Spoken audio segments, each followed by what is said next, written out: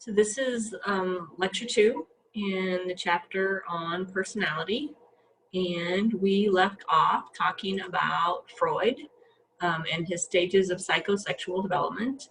And now I want to pick up talking about who people are the theorists that we call Neofreudians. And neo obviously means new. These are new Freudians.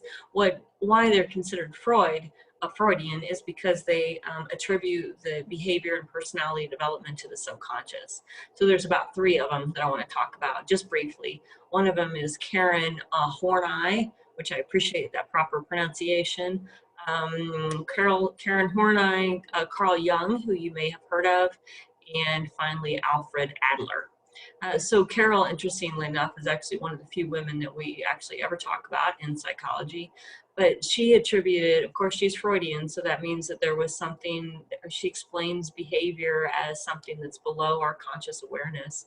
And specifically, she argued that, or she theorized that what was below our awareness that predicted our behavior, influenced our behavior, was the desire for love and security.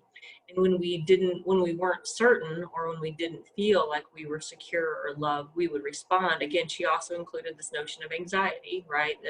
That anxiety was a way that different people responded to this anxiety of not feeling loved or secure in different ways. And you could either be the compliant person. So compliant people were people that their anxiety motivated them to move towards. So these were the rule followers. These are the people that do everything that, all the children or anyone that does everything that they're asked as a way to ensure that, or to feel secure and to feel desirable, right? Or some people and their anxiety would turn away, and these people were the hostile ones, that when they felt anxious, they would turn away from people and get angry. And then there were yet other people who, when they felt, I see I have a spelling mistake here, but when they felt anxious because they were insecure and they didn't feel loved, they would actually attack.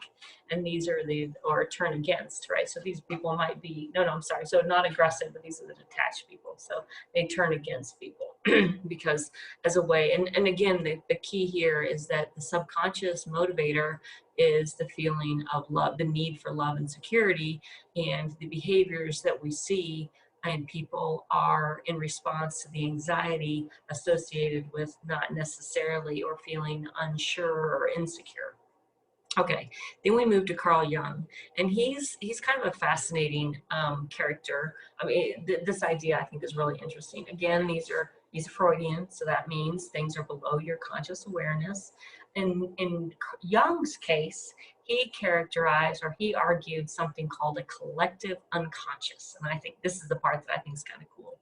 Now, the thing about the collective unconscious is these are, according to Jung, these are knowledge that we have inherited. So some evolutionary psychologists accept the same idea that our behaviors are passed on from evolutionarily. This is an evolutionarily shared history, and some of our patterns of behavior just get passed on through our DNA. And he gave this a word. He called it your collective consciousness. Side note, there's a whole collection of novels. They're history fiction novels, and they all evolve around they're all what I call caveman novels. And in I read a bunch of them, probably 20 or 30 of them, but in the caveman novels, there's this notion of what they call shared visions or shared belief, shared knowledge. But that's so the point I'm trying to make is this idea of a collective consciousness is shared by other disciplines. Anyway, so it's this collective consciousness that's what predicts, or that's the subconscious that's below our awareness. He suggested that that within this consciousness was what he called archetypes. And these archetypes, and they were sort of like, sociologists use the term ideal types, but they were like stereotypical patterns of behavior.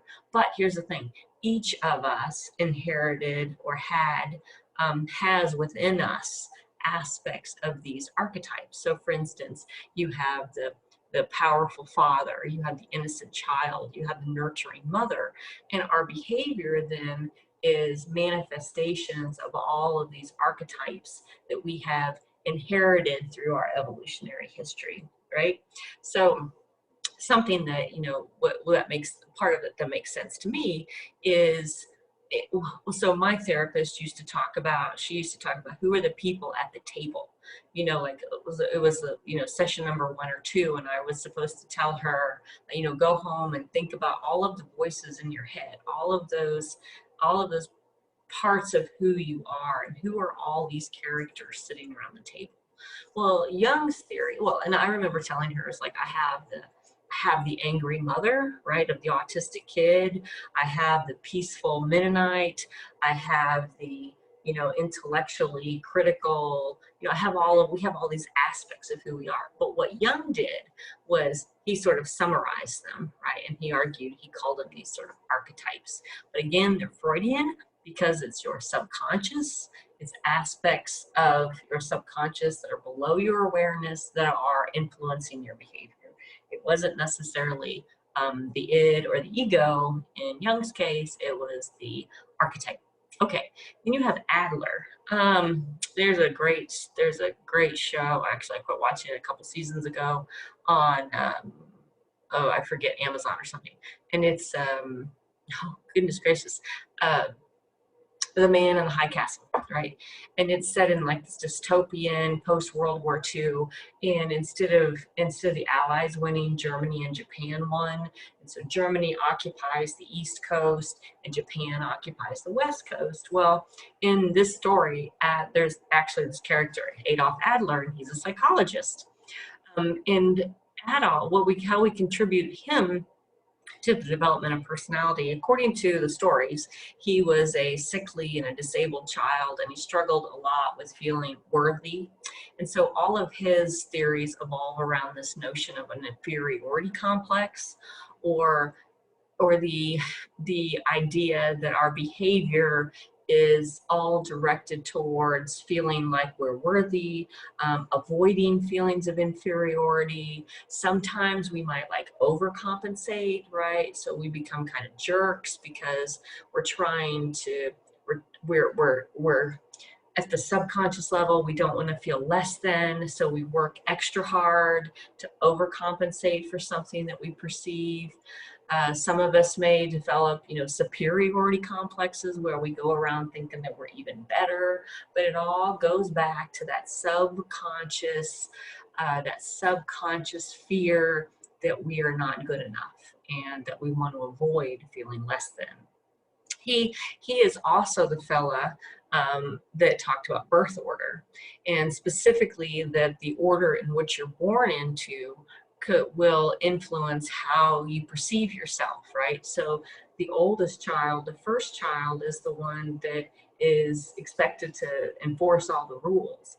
The middle child often overcompensates because the middle child is the one, so the baby is the one, that gets all the attention, right? And they're always the favored one because they're always going to be the baby. The oldest one is the one that's really setting the bar for everybody else. And so it's the middle child that sometimes overcompensates because for these feelings of inferiority.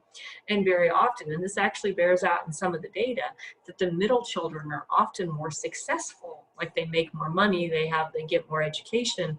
And from the Adler's theory, this is because they're trying to overcompensate. Or the younger one, right? It gets away. They don't really have to worry about feelings of inferiority because they're always going to be the baby. And then the older one, okay. So again, these are the Neofreudian ones, and they're all Freudian because they speak to. They don't speak to, but they're all seeking to explain behaviors at something below your conscious awareness.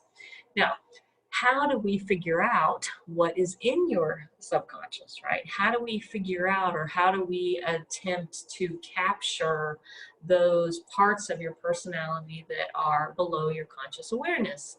And I'm actually going to stop this video and come back in the next one. I want to talk about some of those tests associated with measuring your subconscious.